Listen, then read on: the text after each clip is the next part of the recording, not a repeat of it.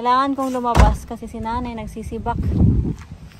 Hindi yun talaga ako masisisi mga palangga. Ba si nanay yung hindi mapakali. Hindi siya sanay talaga na walang ginagawa or paupo-upo lang siya. Tingnan niyo. Lok. Anya, marami ka nang nasibak? Ano, tingnan niyo. Wait lang, ibak camera ko kayo. Ang basket, wala naman galing buka ko nga. Ano pinasuputol? Nanay, oh. So, diba sabi ko ka sa'yo na mas maganda na ipatayuin siya kaysa sa ano, lying down. Lahi ang kahoy niya. Iba. Oh, iba no. Ano yung pagkaiba na pinagkaiba? Kuan kanang ano maglusubay gid siya may yan. Ang kuan ba? Ang lahi. Iba daw talaga sabi ni nanay. Nanay, malalaki naman yan, nanay. Ha? Ano naman nanay, pang simula. Pang simula na ano, panggatong. Dayon, dagkuon di ay. Maliliit pa nay. Malitan pa kani. Oo. Mayon pa. Oo, ganyan mga yan. Dagko ra na. Dagko ra na nay, ay sayang ang kahoy na kay pang simula lang yan nay na panggatong. May pinuho na po. Abi man ako dagkuon kay para uli. Dili nay, hindi. Sabi ni nanay, akala niya na malaki kasi Yan eh. oo, medyo maliit pa nga. Tatlon pag gini. Kaana na, dili. Sato, ana. Ana. Pang kuan ra na lagi, pang simula na ba? Pang sugod ra. Na maghaling. Sugod ra. Dayon, ang once na magkuan ka, na nakay sugod, ikuan na nimo. Kanang sunuran katong dagko na. Lagi. Nana. Oh, yan na. Kani may para sa gagmay. Oo, yung mga natira na pang maliit yan na Sus, Ginoo. Yan na. Mao di ay. So kami kasi dito mga palangga, pag firewood kami, gumagamit kami ng malilit na kahoy. So sabi ko kay nanay na yung mga kahoy na natira dyan is yan yung mga pangsimula. Lagi, kani lagi. Nay, be careful na nay. Uy!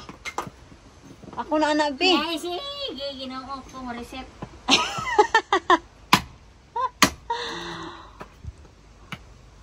Isa lang yung axe namin.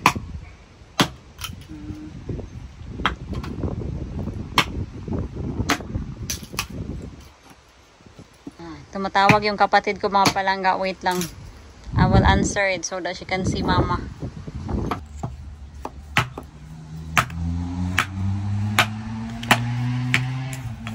What are we going to do with this lot? We're going to burn some in wood burner.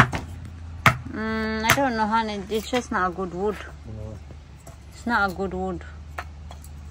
I think it will make a lot of ashes. Oh, that's nice. It's rotten.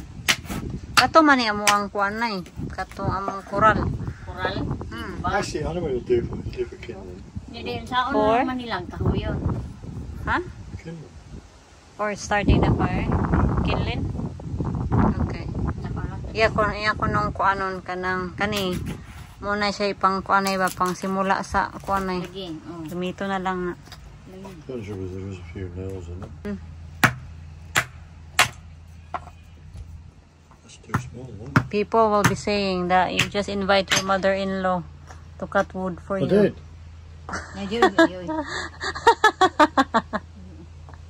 What she said? She didn't understand what I'm saying. Sinabi ko kay Jan na mababash ka sa mga manonood kasi in-invite ka lang niya para magsibak ng kahoy. Wala mo ko ina. Ako ko suwa. No. No. Oh? No. Oh, okay. Hindi No. daw. Hindi si... No, it was to do Ay, gardening. voluntary. Ay, volunteer.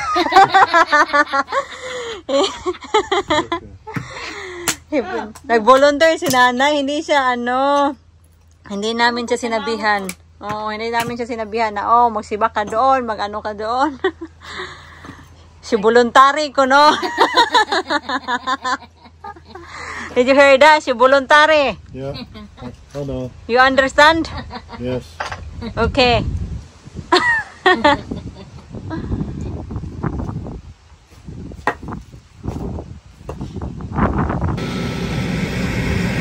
Napuputol ng kahoy si John. So, ito na, nagamit na talaga yung tractor. Yan.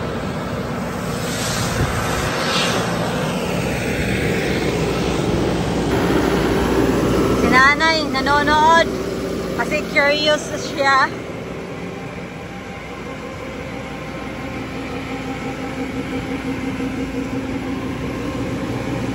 O, diba? Sobrang bilis ng mga loves.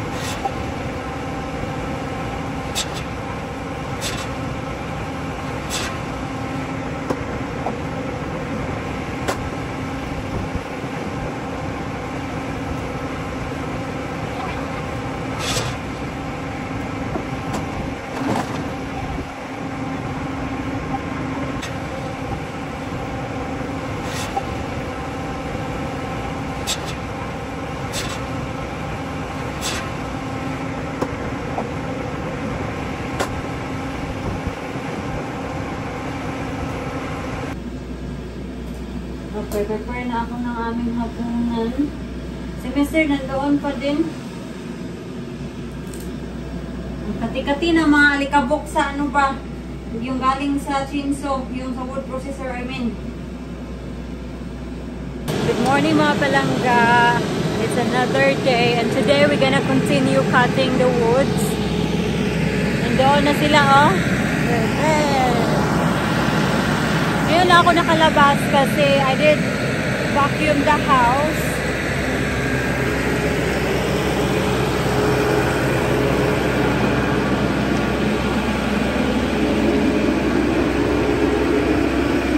Marami-rami na tayong woods, oh. Ready for winter. Nanay, mag-gloves ba? Mag-gloves.